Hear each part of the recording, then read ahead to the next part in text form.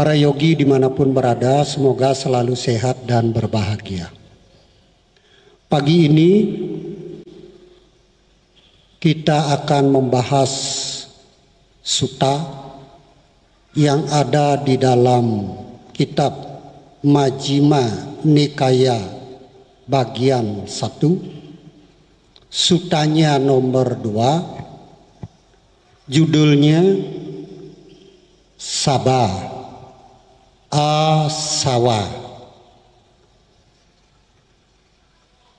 Sabha artinya segala, asawa kalau di dalam buku itu disebutkan noda.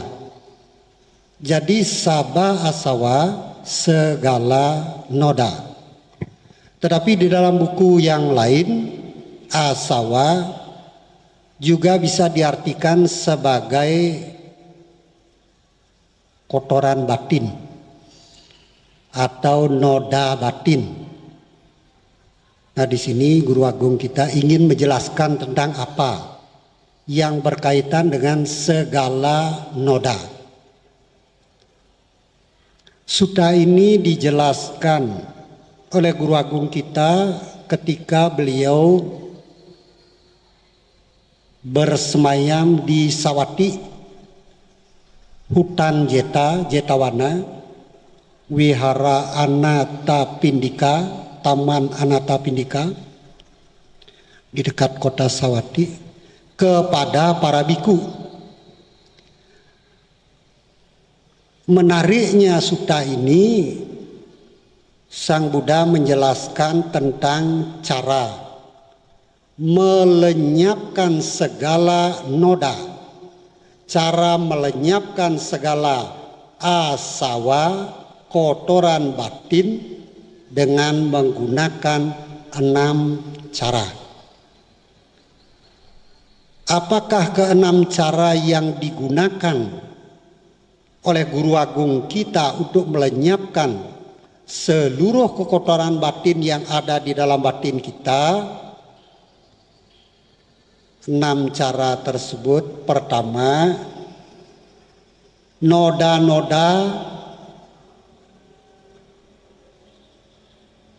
yang ada di dalam batin kita atau kotoran yang ada di dalam batin kita ini bisa lenyap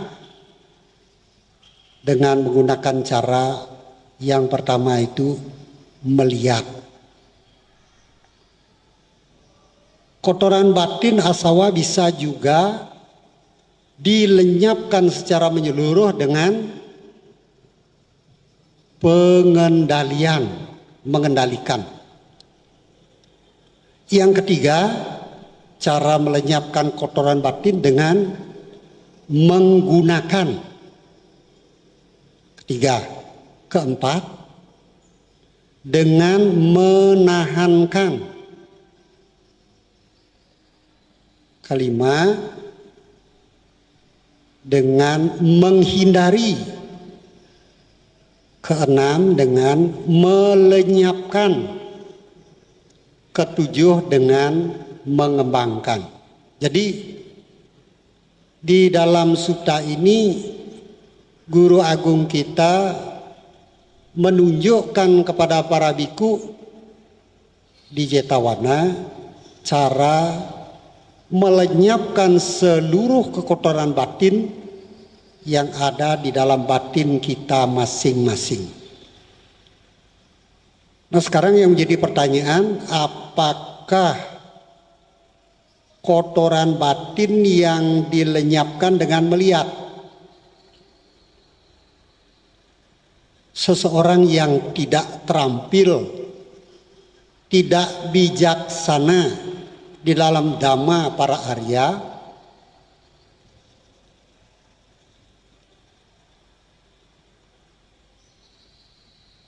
dia melihat yang tidak patut dilihat.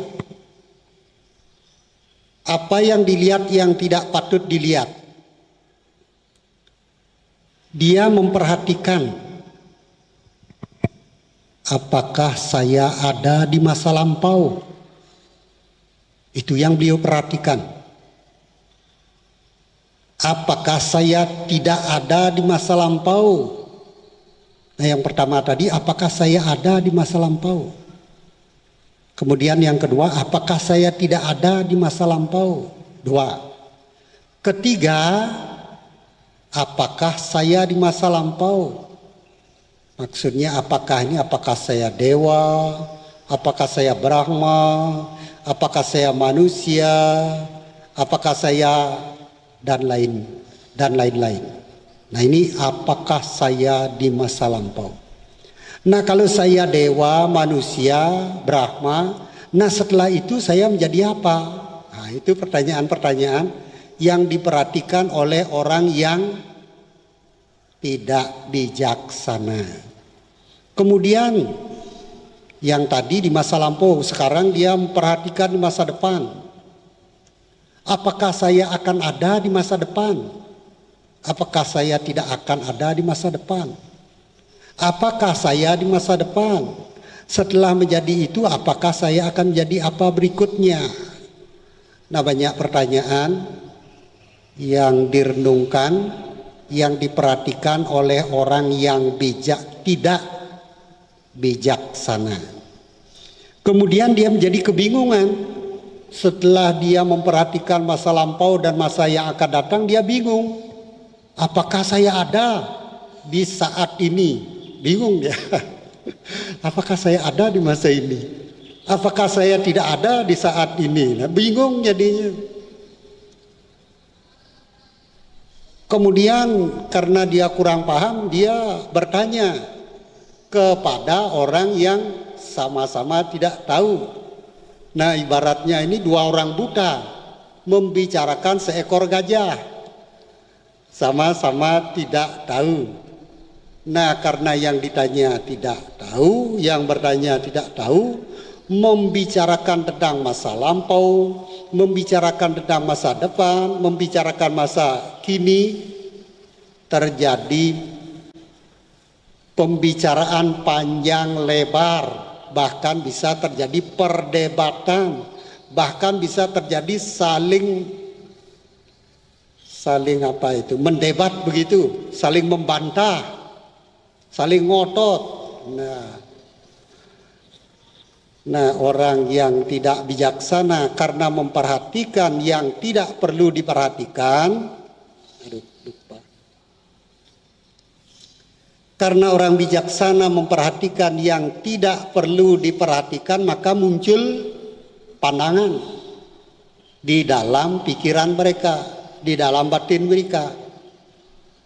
Pandangan yang disebut rimba pandangan, belukar pandangan, belenggu pandangan. Ya, karena terbelenggu ya tidak bisa bebas. Belantara, kayak belantara itu berbagai macam pohon, dia menerima berbagai macam spekulasi, pendapat-pendapat, sama-sama sesat. Orang buta tidak melihat gajah, yang bertanya juga orang buta, yang menjelaskan orang buta, sama-sama tidak tahu, bingung jadinya. Yang didengar hanya pendapat-pendapat yang belum tentu benar. Nah, ini belantara pandangan. Belantara kan banyak pohon, itu banyak pandangan. Banyaknya pandangan seperti banyaknya pohon yang ada di dalam hutan yang lebat, belantara, hutan belantara. Nah, karena banyaknya pandangan dia bingung, terbelenggu jadinya. Udah bingung, terbelenggu, nggak bisa bebas. Nah, ini disebut melihat, memperhatikan yang tidak perlu diperhatikan. Ini ciri orang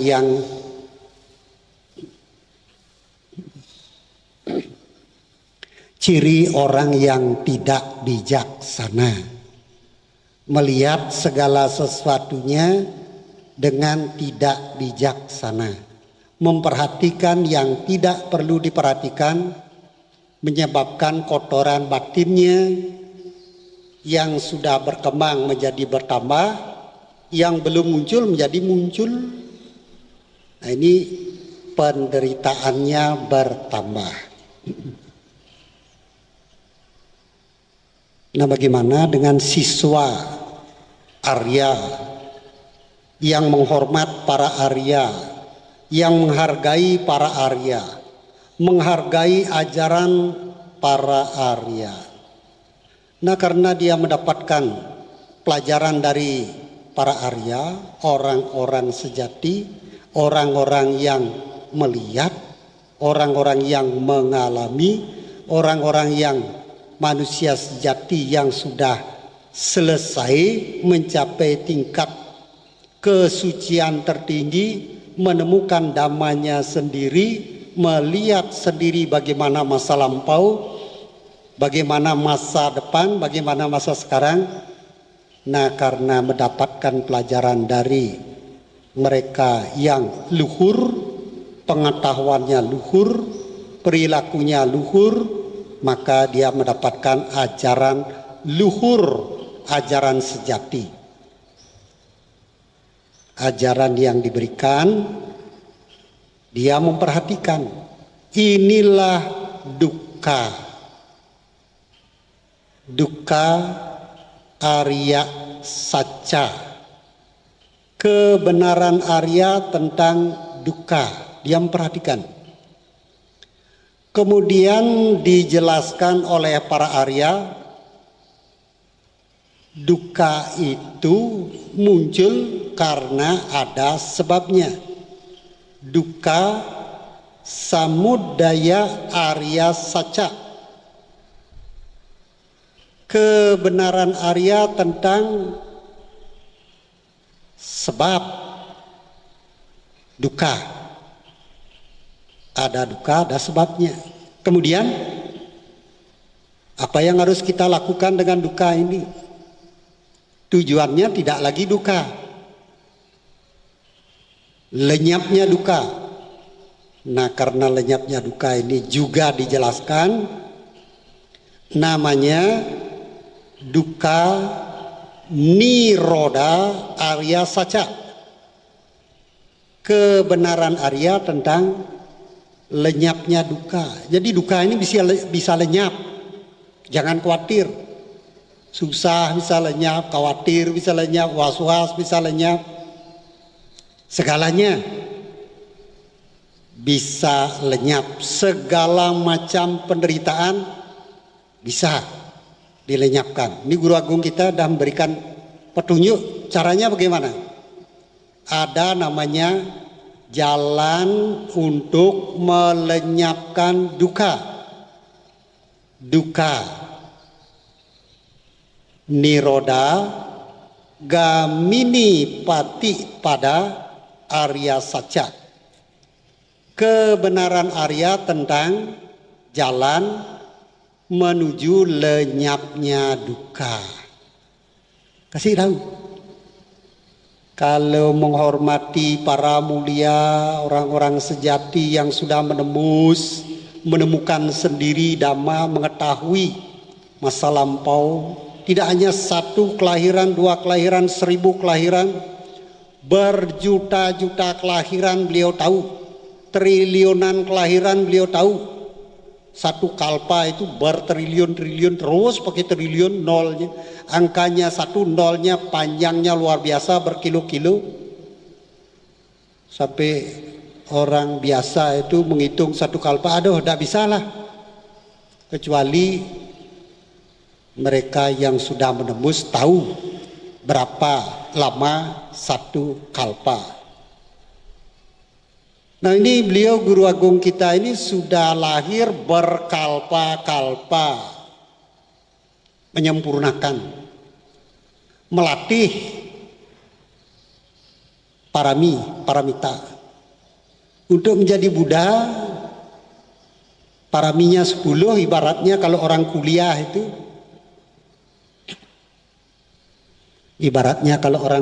itu, mata kuliahnya 10.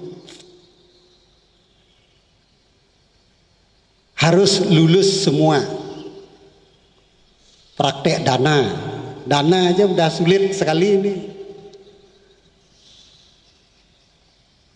Dana kalau di luar udah habis-habisan, berani beliaunya. Tidak hanya dana materi, uang, emas, perak, rumah, anaknya juga diminta dikasih, istrinya diminta dikasih. Nah ini dana. Tidak hanya berdana di luar, berdana pada dirinya sendiri. Dirinya sendiri pun dikorbankan. Kalau diminta bagian-bagian tubuhnya dikasih. Kalau udah dikasih, udah lulus, bahkan jiwa raganya pun didanakan. Sri Trajataka kelinci mengorbankan tubuhnya supaya bisa dimakan oleh Brahmana yang kelaparan. Ternyata Brahmana yang kelaparan tersebut Dewa Saka yang menguji Bodhisatta. Lulus. Kalau sudah berani mengorbankan seluruhnya termasuk jasmaninya, disuruh Brahmananya bikin api yang besar. Bikin saja, nanti bisa makan. Nah, kelinci ini sebelum dia terjun ke dalam api yang besar, dia menggoyang-goyangkan tubuhnya. Kenapa dia menggoyang-goyangkan tubuhnya? Supaya binatang-binatang kecil yang ada di bulunya itu supaya tidak ikut mati, tidak ikut menjadi korban. Dia goyangkan begitu kutu-kutu yang ada di dalam bulunya itu supaya lepas semua. Nah begitu beliaunya loncat ke dalam api, tahu-tahu kelinci itu tidak mati, apinya dingin. Kenapa begitu? Karena api itu bukan api sungguhan, api ciptaan Dewa Saka. Begitu kelincinya terjun ke dalam api, tidak meninggal dunia, Brahmananya berubah wujud menjadi Dewa Saka, tersenyum, lulus. Ya itu baru dana, belum lagi yang selanjutnya. Ini udah sering. Nanti kalau melenceng terlalu jauh, nanti membicarakan dasa paramita. Nah ini yang pertama, kotoran batin yang dilenyapkan dengan cara melihat. Kalau melihat dengan bijaksana, kotoran batin lenyap. Kalau melihat dengan tidak bijaksana, kotoran batinnya bertambah. Yang sudah muncul berkembang, yang belum muncul menjadi muncul. Penderitaannya bertambah. Kalau kita memperhatikan dengan benar, mendapatkan ajaran dari para mulia, bisa lebih cepat mengakhiri penderitaan. Udah sering dibilang, tidak ada orang yang suka dengan menderita. Bukan hanya di dunia ini. Kalau agama gini bagaimana? Agama itu pada semua. Semua makhluk tidak ada yang suka menderita. Semua makhluk inginnya bahagia. Kalau bahagia duniawi, kaya, miskin, terhormat, dihormati, mendapat pujian, nah itu masih duniawi. Duniawi ini artinya apa ya? Tidak kekal, masih terkena anicca, tidak kekal. Bisa hilang, bisa terbakar, bisa dirampas oleh perampok, bisa diambil oleh raja karena rajanya marah. Ada contoh-contohnya. Nah demikian dulu yang pertama, karena masih ada 6 lagi yang perlu dibahas. Yang kedua,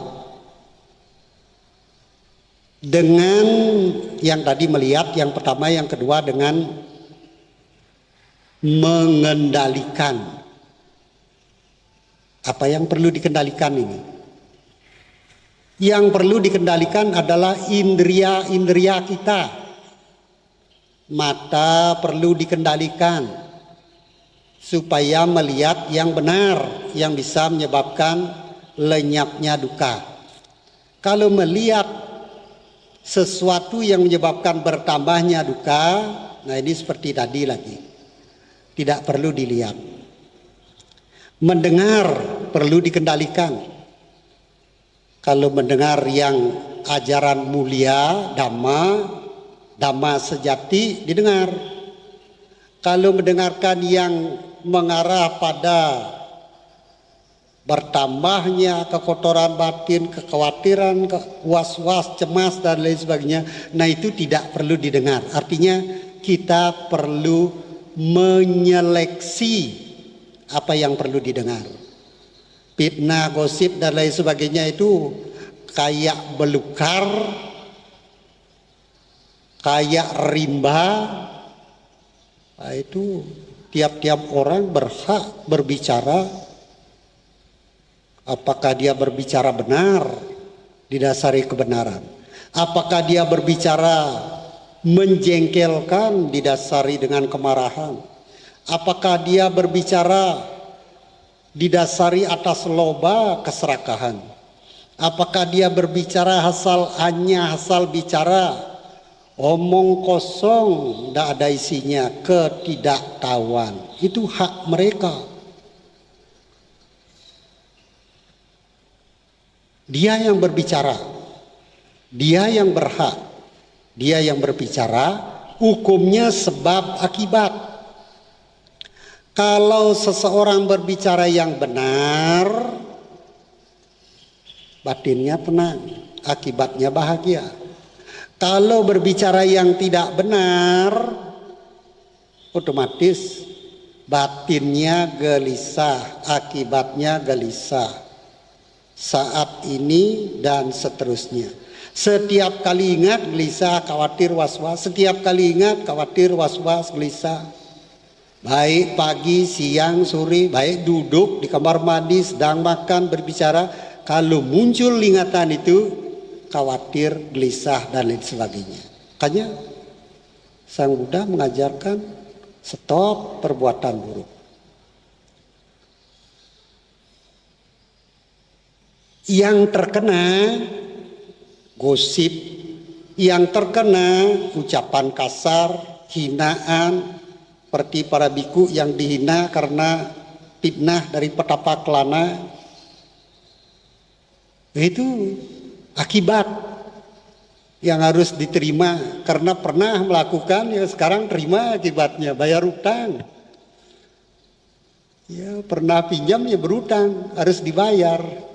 Pernah berucap kasar entah kapan di masa lalu, baik kehidupan ini maupun kehidupan sebelumnya, ya harus dibayar. Tidak bisa tidak. Itu hukum. Hukum yang berlaku di alam semesta tidak bisa ditawar-tawar, memang hukumnya begitu. Kalau ingin bahagia, lakukan perbuatan yang bahagiakan. Kalau masih berani melakukan perbuatan-perbuatan melanggar dhamma, harus berani menanggung resikonya. Menderita, mendengar gosip, mendengar caci maki, dihina dan lain sebagainya, diadu domba. Ya, karena pernah menanam ya harus memetik buahnya. Tidak bisa tidak. Saya tidak mau memetik, tidak bisa. Harus. Ya, jadi Guru Agung kita mengajarkan supaya kita mengendalikan. Mata dikendalikan, kuping dikendalikan, hidung dikendalikan. Terutama ini yang keluar dari mulut kita. Kalau kita mengucapkan kebenaran, nah itu sumber kebahagiaan. Kalau kita mengucapkan yang membahagiakan, ya otomatis bahagia. Kalau kita mengucapkan yang bermanfaat, ya otomatis itu. Ya, oleh karena itu kalau sudah tahu resepnya bahagia seperti itu, ya lakukan perbuatan yang bahagiakan, pasti bahagia. Tidak usah diragukan lagi.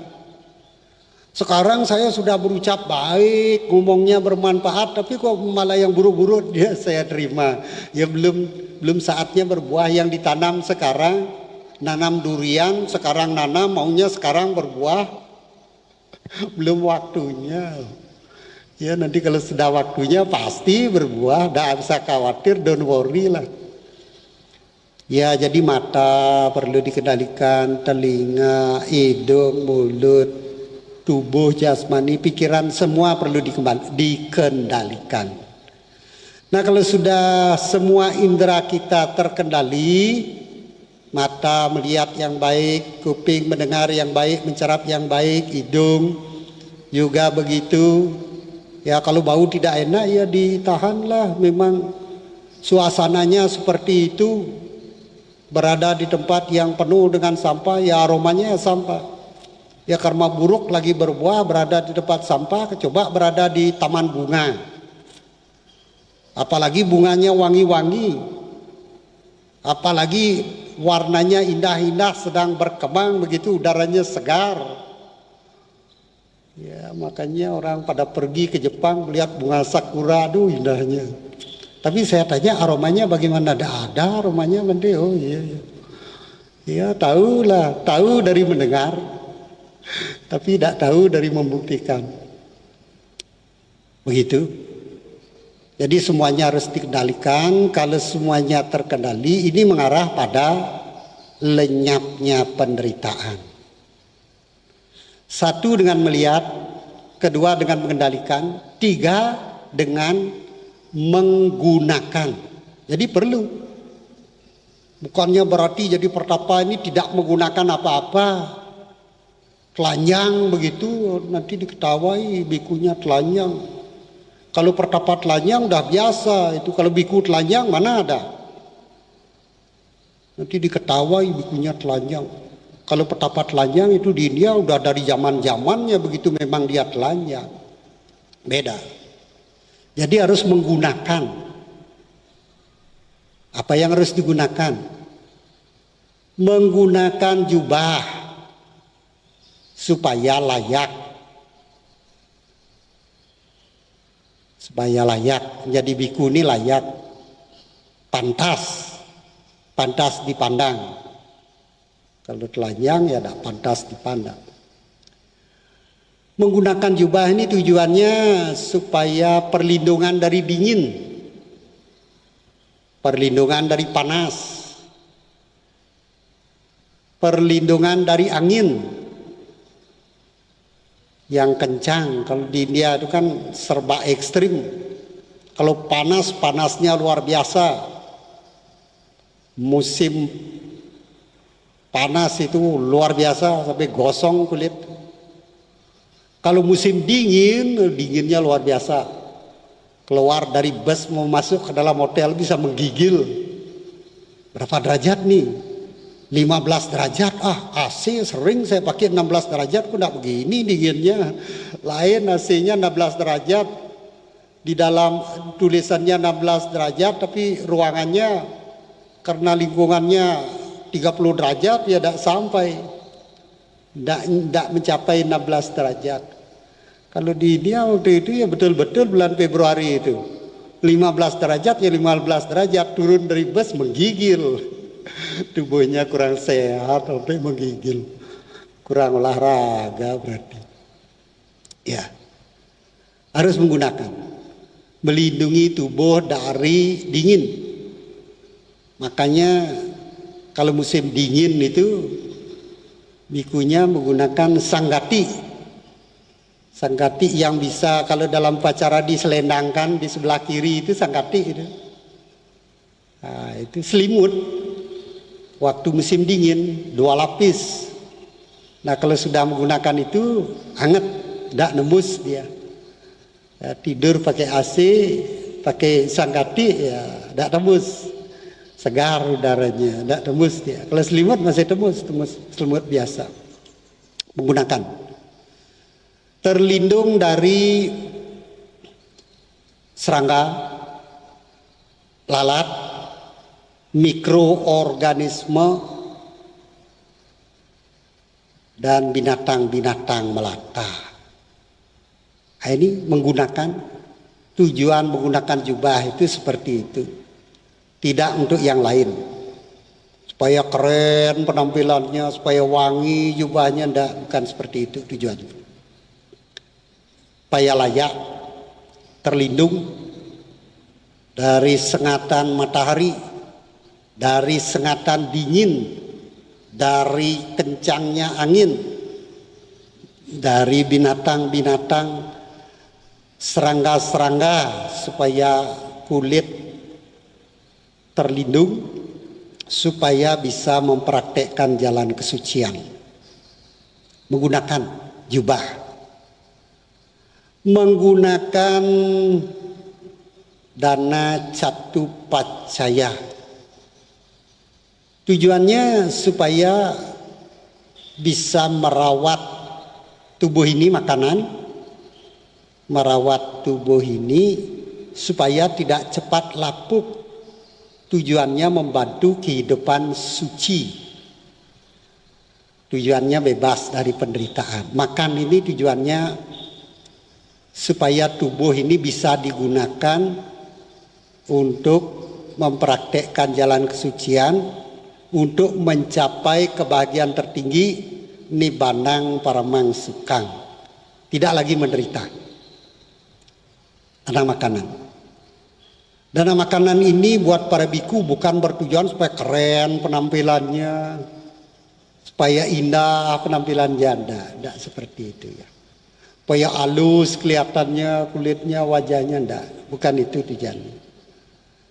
Tapi kalau mempraktekkan jalan kesucian sungguh-sungguh, mempraktekkan sila, mempraktekkan dhamma dana, mempraktekkan meditasi, kemudian kulitnya karena tugasnya merilekkan, kulitnya karena tidak tegang, dia menjadi kelihatan enak dipandang. Rileks. Karena pikirannya juga tidak tegang, tidak khawatir, tidak was-was, pikirannya tenang. Pikiran yang tenang, batin yang tenang, memberi imbas kepada jasmani, enak dipandang. Dana makanan, praktek dhamma, menggunakan jubah, menggunakan makanan, menggunakan tempat tinggal, supaya tidak terlindung dari panas, dingin, air, hujan, badai, terlindung dari binatang-binatang, serangga-serangga yang mengganggu. Menggunakan obat-obatan selanjutnya dengan tujuan kalau sakit ya minum obat, minta obat, minta diobati. Karena biku bukan dokter. Minta tolong juga sama dokter. Obatnya apa? Sakit perut.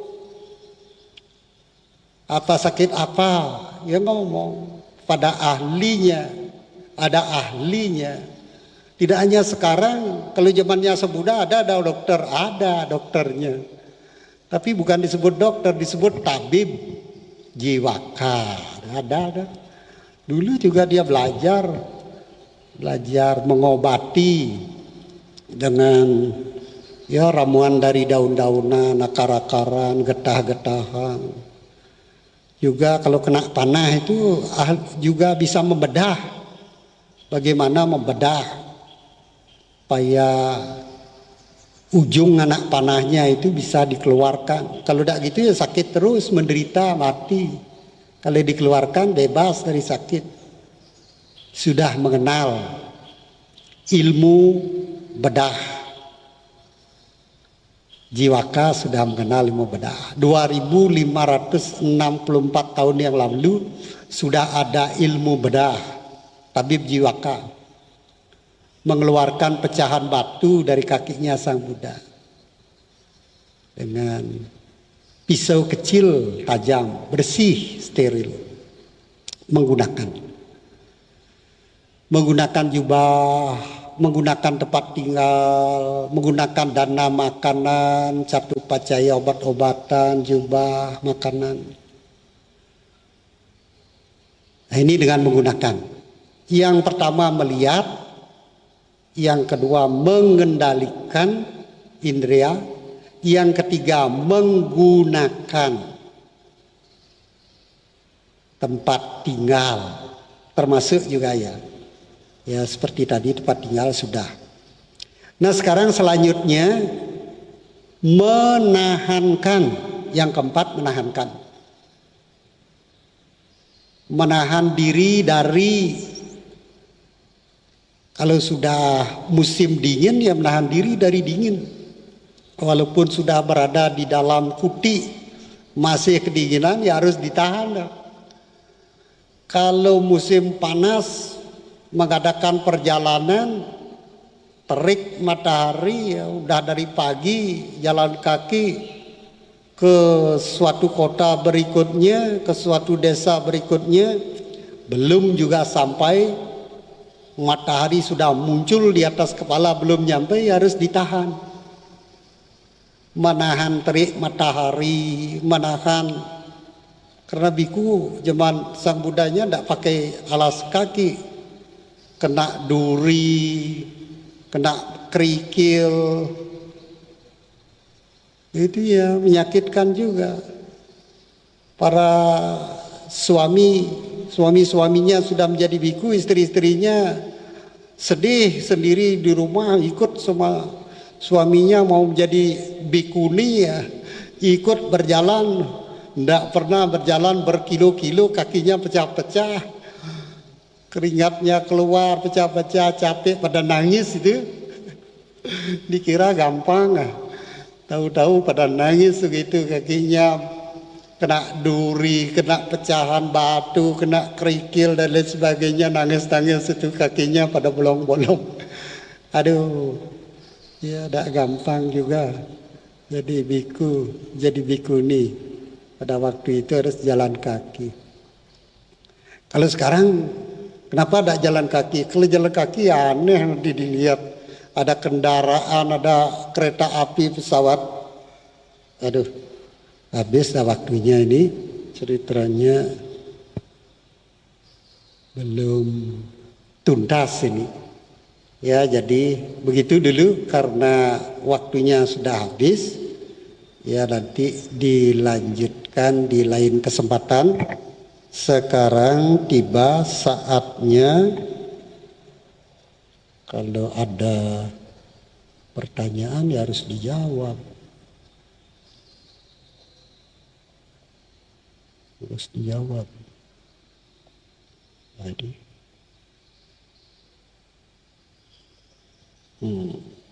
ya.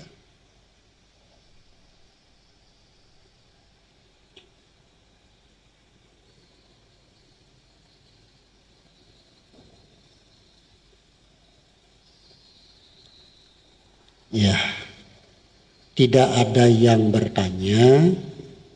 Karena tidak ada yang bertanya, kesempatan kita melatih meditasi. Meditasi wipasana,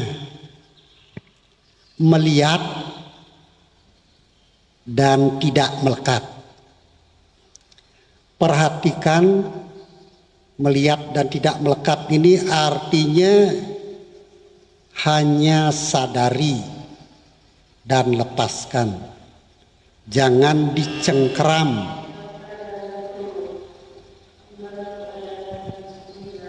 Kalau dicengkeram, kotoran batin itu ibaratnya bara api. Makin lama dicengkeram makin menderita. Semakin cepat melepas semakin bagus. Kalau sudah terlatih begitu dia muncul. Kalau sudah aktif, sistem yang ada di dalam batin kita melepas, nah itu otomatiknya sudah jalan. Jadi apapun yang muncul dia tahu, tapi tidak melekat, melepas dia. Nah, ini sudah sistemnya sudah bagus, melepaskan apa yang tidak patut dilekati. Kalau pegal bagaimana nanti melepas ya rileks saja dah. Pegal lindung apapun masalah yang ada di jasmani itu hanya perlu diketahui dan dilepaskan. Tapi tidak lepas-lepas dia Bande karena khawatir, was-was, aduh gimana ini jangan-jangan patah kaki saya. Iya. Itu kekhawatiran seperti itu kadang-kadang muncul waktu meditasi. Aduh kalau begini bisa bahaya ke saya, ini bisa lumpuh saya. Nah, itu khawatir muncul. Ya, ya dilepas saja. Muncul sakit dilepas. Jangan sakit dipertahankan. Saya akan berhadapan dengan rasa sakit sampai dia lenyap. Ini bahaya ini. Tidak benar. Itu bukan ajaran Sang Buddha itu. Ajaran bikinannya sendiri. Saya akan memperhatikan rasa sakit tidak akan bergerak sampai dia padam sendiri, bahaya. Sang Buddha tidak pernah mengajarkan seperti itu. Ya, baik. Jadi tugasnya memperhatikan dan tidak melekati, artinya melepaskan. Kembali ke jasmani, rileks. Kalau objeknya sudah kelihatan ya kembali ke objek, rileks. Apapun yang mengganggu kembali ke objek, rileks. Hanya itu saja. Tugasnya kembali ke objek, rileks. Sampai objeknya terlihat dengan jelas. Kalau objeknya sudah terlihat dengan jelas, jasmaninya tidak terasa, jasmaninya seolah-olah hilang, padahal kita masih duduk di sini. Mana jasmani saya ada, aku rasanya ada. Nah itu piti itu. Udah nyaman sekali rasanya kalau begini 2 hari pun duduk bisa. Begitu muncul pikiran, bentuk pikiran itu bergetar di dalam pikiran kita. Pikiran yang bergetar, jasmaninya ikut bergetar, ya sakitnya muncul. Iya, kembali lagi, diulang lagi, supaya bisa lenyap jasmaninya. Jasmani lenyap, tapi bentuk-bentuk pikiran masih ada kemunculan, belum mencapai tingkat suka. Kalau objek saja kelihatan, jasmani tidak ada, bentuk pikiran tidak ada yang mengganggu, ya suka. Objek saja yang kelihatan berarti ya bagus. Yang lain tidak kelihatan ya bagus. Ekagata patamajana. Witaka wicara piti suka ekagata patamajana. Nah lanjut, yang kedua lepas piti suka. Yang ketiga pitinya lepas suka dan ekagata.